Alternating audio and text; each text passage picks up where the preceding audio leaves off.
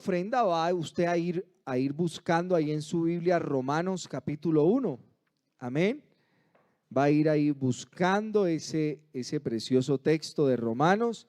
Recuerde que el jueves anterior empezamos a estudiar Romanos y bueno, hoy vamos con la ayuda de Dios, a continuar estudiando este precioso texto de la palabra de Dios, una preciosa palabra que Dios inspiró a través del apóstol Pablo. Amén.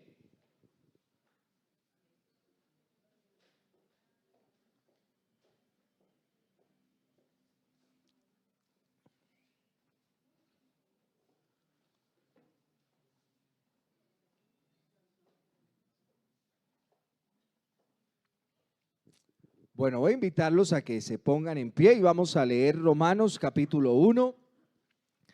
Vamos a leer desde el verso 1 hasta el verso 7. Amén.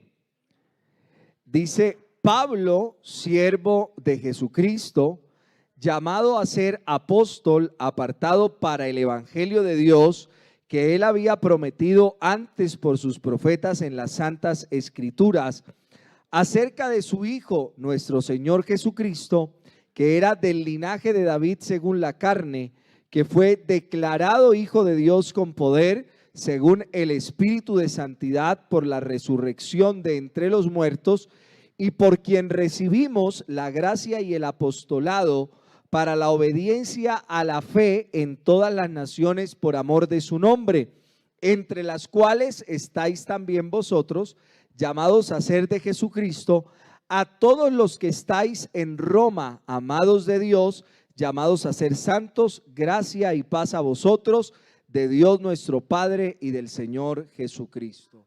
Majestuoso y maravilloso Dios, buen Jesús, te damos gracias, Señor, por la oportunidad que nos regalas de acercarnos a ti en este momento de oración, a pedirte, Dios, que hables a nuestras vidas en esta noche, que toquen nuestros corazones a través de tu palabra, que podamos aprender de ella, Señor, guardarla en nuestro interior y a su vez ponerla por obra, entender aquello, Señor, que tal vez nos ha costado entender, pero que tú a través de tu palabra perfecta, Señor, quieres que nosotros aprendamos.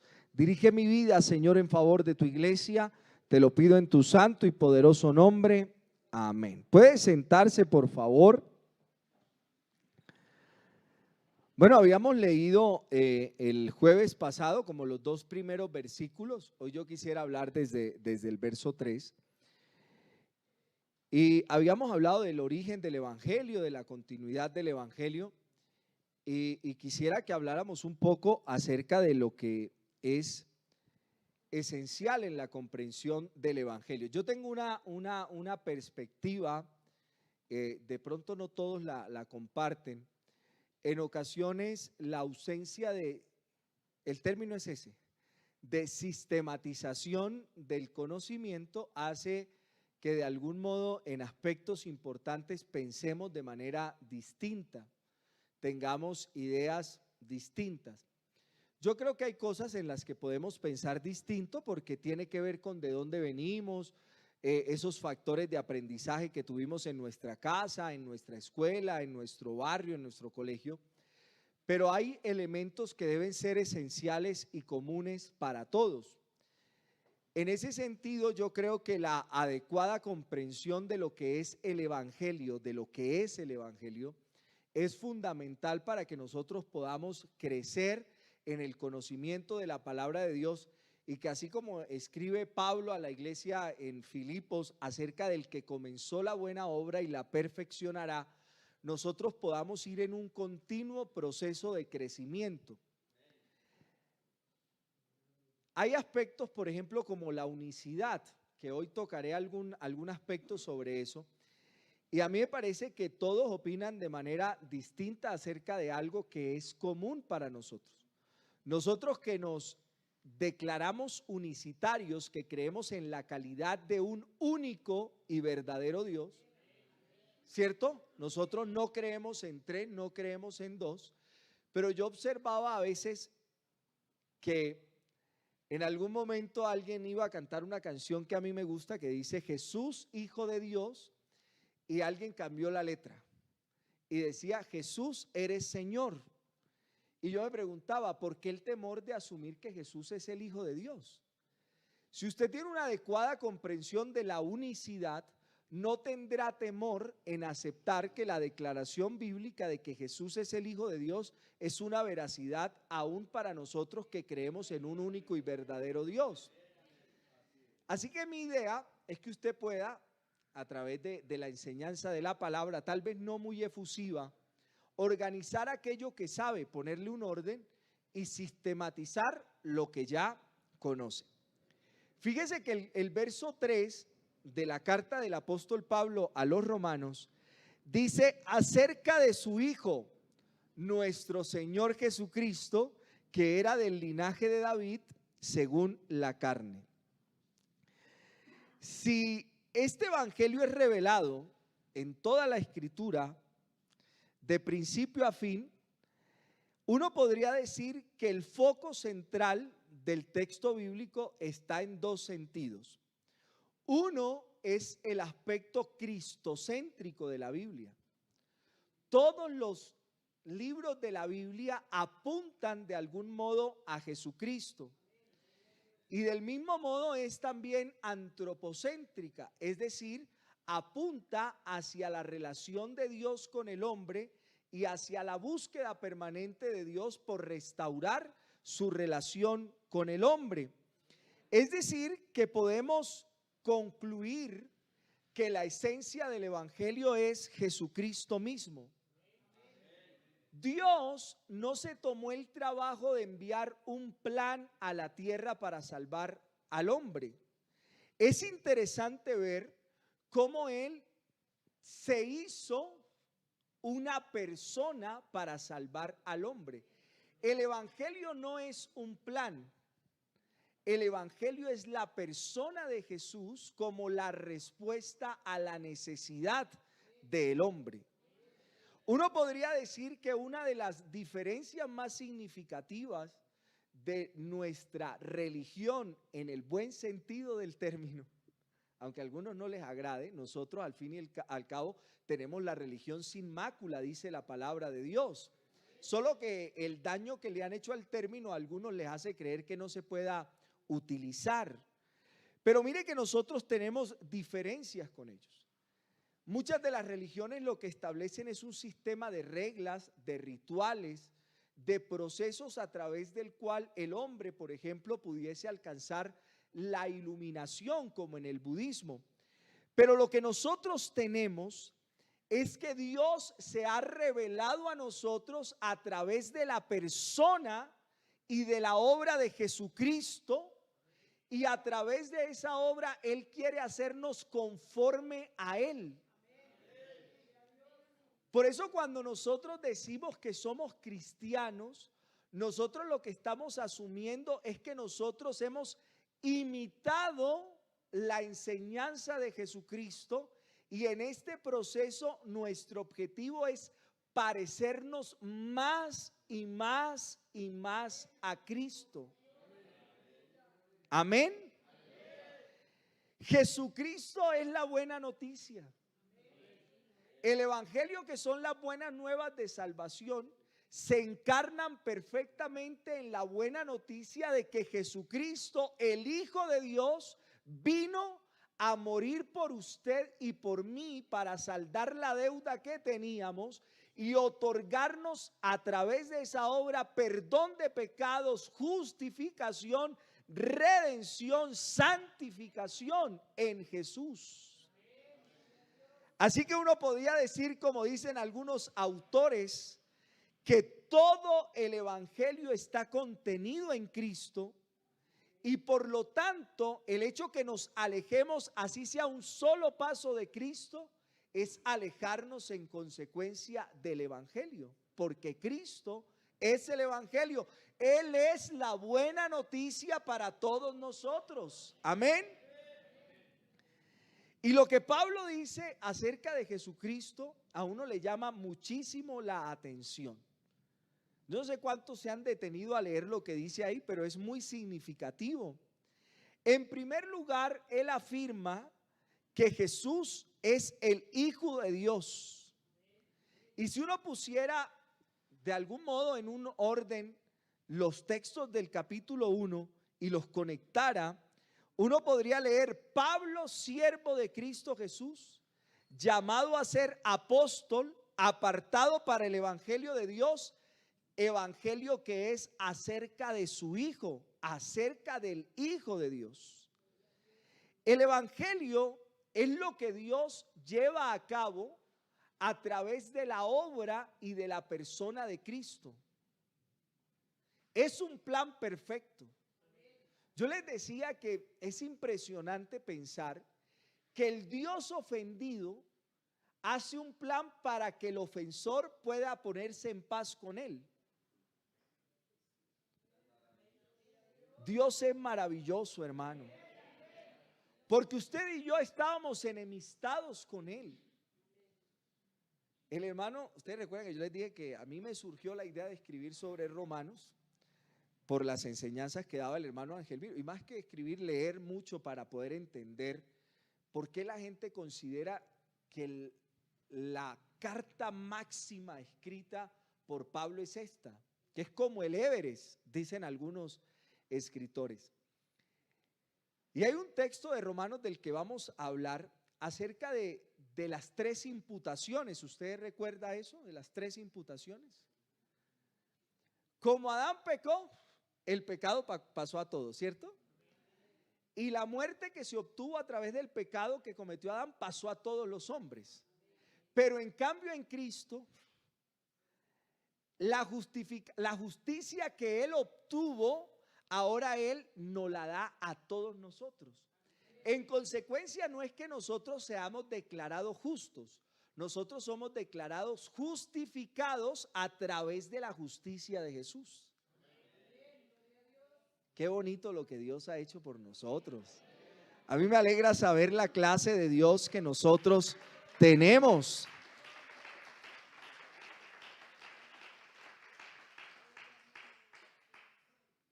Y mire qué impactante lo que dice, que era del linaje de David según la carne.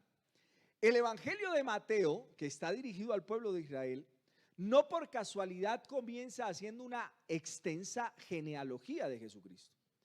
Jesucristo, en relación a lo que el pueblo de Israel esperaba para su Mesías, cumplía estrictamente con los requisitos para ocupar el trono de Israel. Era descendiente directo del linaje de David.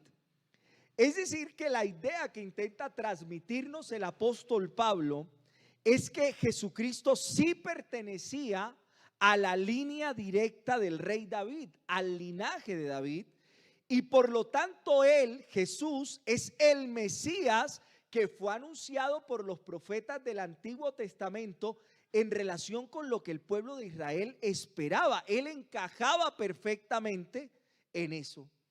Pero más allá de ese reino terrenal, nosotros podemos entender a través de las palabras de Pablo en ese doble rasero de que es el Hijo de Dios, pero que también es del linaje de David, que él no solo era el heredero genuino al trono de Israel, sino que Jesucristo es el Rey de Reyes y Señor de señores. Él es el Rey eterno. De manera que cuando nosotros vemos lo que intenta hacer Pablo acá, es hablarnos de esa doble naturaleza a plenitud que había en Jesús. Jesús era verdaderamente Dios y era verdaderamente hombre.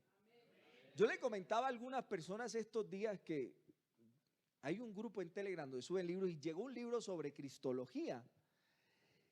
Y cuando uno ve la historia del cristianismo, se han dicho y se han generado muchas falsas doctrinas acerca de quién era Jesús. Hay quienes afirman que Jesús llegó a ser Dios. Llegó a ser. Y eso usted creerá, pero eso ha calado en la mente de muchos y hay quienes lo consideran. Hay quienes consideran que Él es el mayor de entre los hijos de Dios. Pero nosotros debemos tener claridad acerca de quién es Jesús.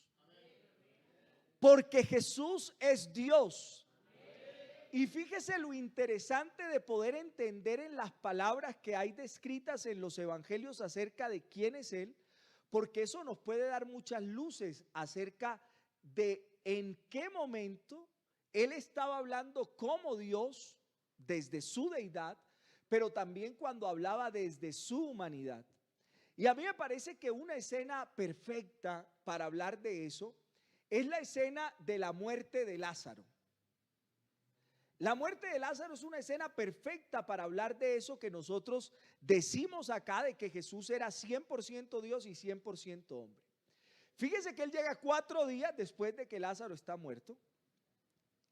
Y Juan capítulo 11, ahí en el verso 35, es una expresión fidedigna de la humanidad de Jesús. Dice: Jesús lloró. Es decir, que eso que nos venía describiendo Juan acerca del amor que él le tenía a las hermanas de Lázaro y a Lázaro, que dice que lo amaba, se ve expresado cuando él está frente a la tumba y se percata que su gran amigo, a quien él amaba, está muerto.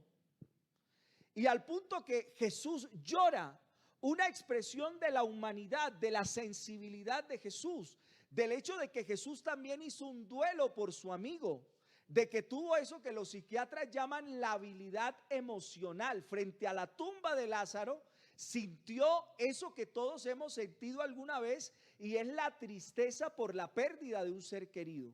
Esa es la humanidad de Jesús. Pero lo que ocurre a continuación ya no es la humanidad de Jesús. Es Jesús en el poder de lo que Él es, porque Él es Dios sobre todas las cosas, pidiéndoles el favor de que quiten la piedra y emitiendo una orden contundente. Los teólogos hablan del mayor milagro de Jesús sobre la tierra fue haber resucitado a Lázaro.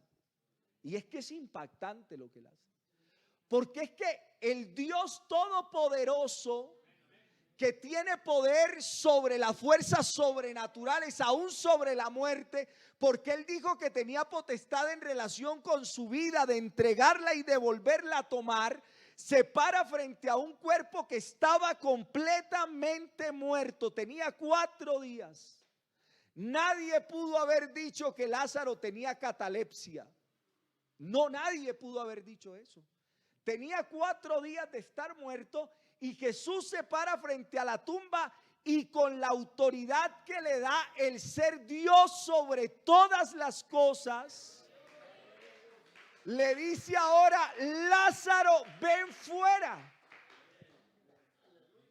Eso no lo puede hacer un iluminado. Eso no lo puede hacer un gran maestro. Eso no lo puede hacer un gran profeta. El único que tiene poder sobre la muerte se llama el Señor Jesucristo, que es Dios sobre todas las cosas. Oiga, pero el tiempo pasa muy rápido, ya son las 7:55. Y yo voy aquí nomás. De manera que Jesucristo es verdaderamente Dios, hermano. Pero en relación con la obra que Él vino a hacer, Él es el Hijo de Dios. Así que no le dé temor cantar Jesús, Hijo de Dios, porque la Biblia dice que Jesús es el Hijo de Dios. Pero Él es verdaderamente hombre, Él es el Hijo de David, y consecuente, Él es el único ser capacitado para mediar entre Dios y los hombres. Y mire que hay gente que a nosotros nos critica de manera equivocada en relación con la percepción que nosotros tenemos de María, porque creen que nosotros la hemos relegado, tal vez hemos denigrado de ella, y creo que nunca lo hemos hecho. Pero nosotros tenemos certeza acerca del papel que ella juega, y es que ella no es mediadora. Me agrada lo que dice Primera de Timoteo 2:5. Porque hay un solo Dios. ¿Usted cree que Dios es uno? Porque hay un solo Dios y un solo mediador entre Dios y los hombres. Y es contundente en decir quién es: Jesucristo hombre.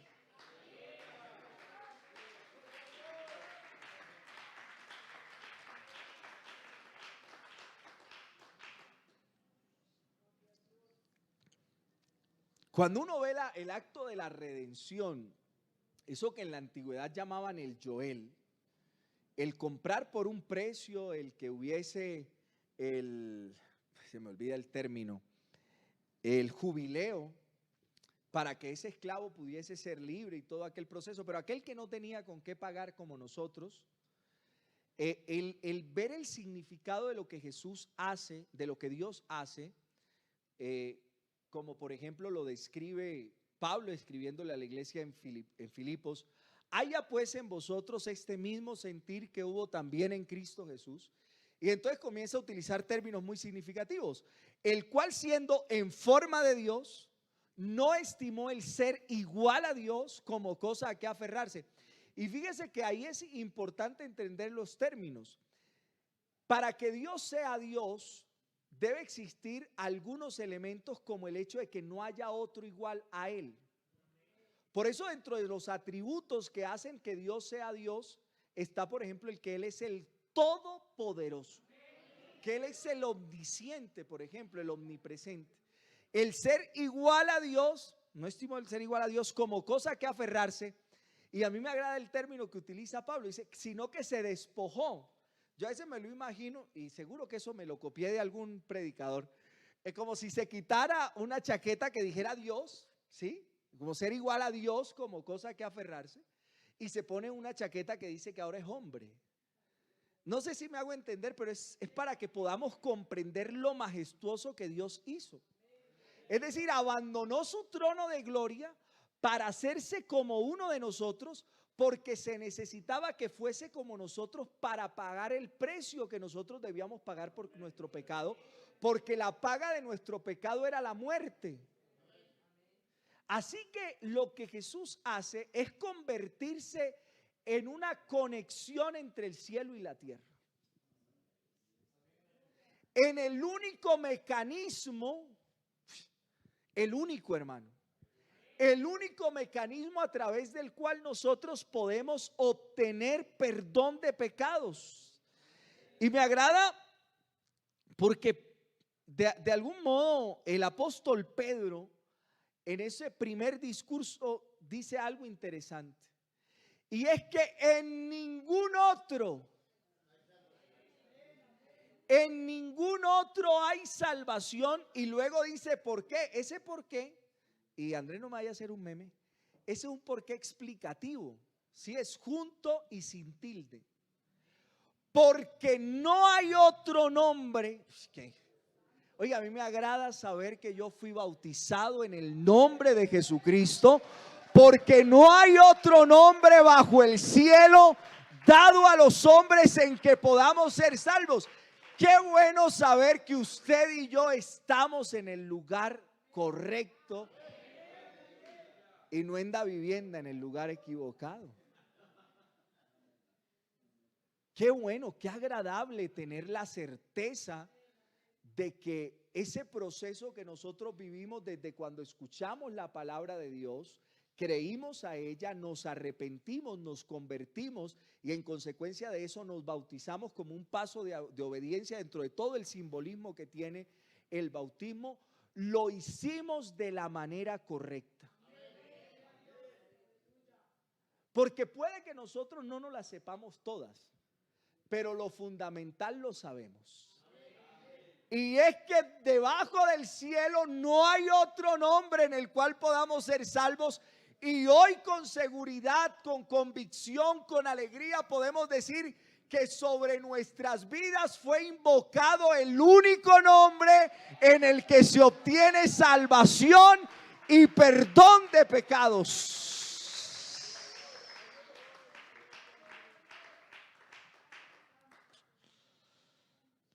Qué grato es saber esto en esta noche. Y el verso 4 dice que fue declarado hijo de Dios con poder, según el Espíritu de santidad, por la resurrección de entre los muertos.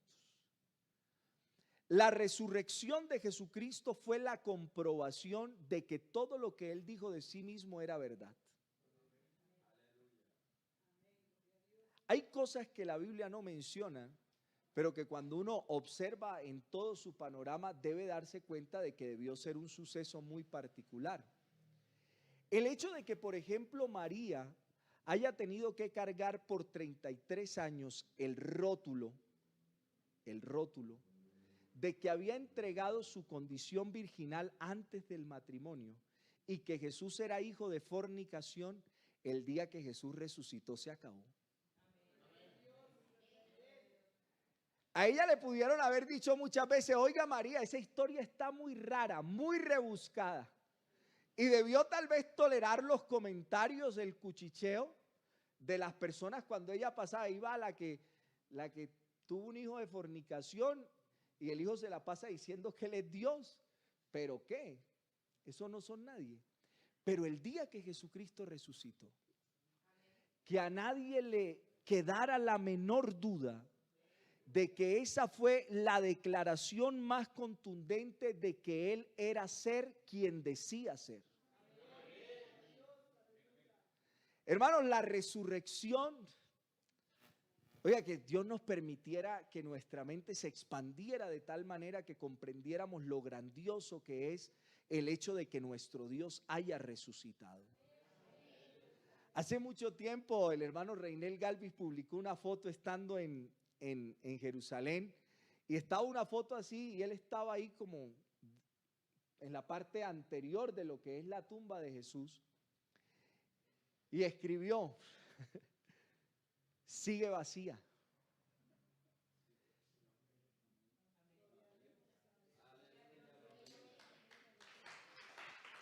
Jesús resucitó, hermano. Y esa es la prueba más contundente de que Él no era un hombre más. Jesucristo es Dios sobre todas las cosas. Voy a invitarle a estar en pie en esta hora y vamos a orar. Vamos a darle gracias a Dios por su palabra y vamos a pedirle que nos lleve con bien hasta nuestros hogares. Vamos a orar en favor de nuestro hermano Carlos. Vamos a pedirle a Dios que le guarde y que le traiga con bien a este lugar. Jesucristo, mi Señor y mi Salvador, te doy gracias. Gracias, Señor, por la oportunidad que me das de estar acá, de poder, Señor, disfrutar de tu palabra, de aprender de ella, de conocerte a través de ella, Señor Jesucristo. Yo te pido, Dios, que la palabra que hoy ha sido predicada quede guardada en nuestros corazones, que podamos, Señor, a través de las convicciones firmes acerca de este evangelio tan precioso, poder caminar, Señor, en fe, dar pasos firmes, Señor, en el crecimiento a través de tu palabra. Te pido, Señor, que nos lleves con bien hasta nuestros hogares. Te pido, buen Jesús, que guardes la vida de nuestro pastor, el hermano Carlos, y le traigas con bien, Señor, hasta este lugar. Te lo pedimos en tu santo y poderoso nombre. Amén y amén. Hermanos, que el Señor Jesucristo les bendiga y les lleve con